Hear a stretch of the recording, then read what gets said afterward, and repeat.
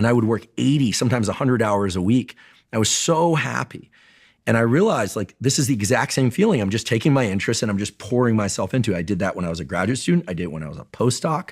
And actually when I was a postdoc, I started writing some music articles for Thrasher magazine. I've always kept some little tie to the skateboarding industry that way, just to make some extra cash.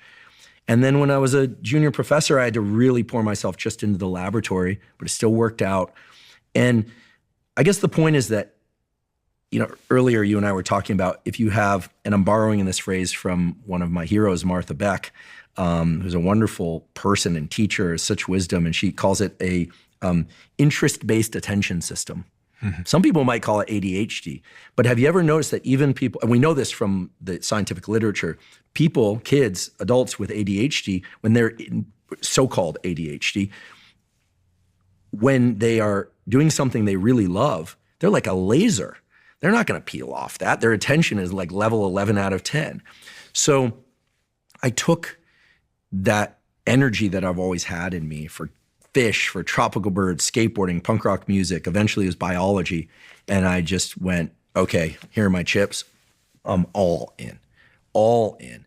But the goal has always been and remains to take what I learn and share it. Because the real joy in doing anything, for me anyway, is the ability to share in that knowledge or in that experience.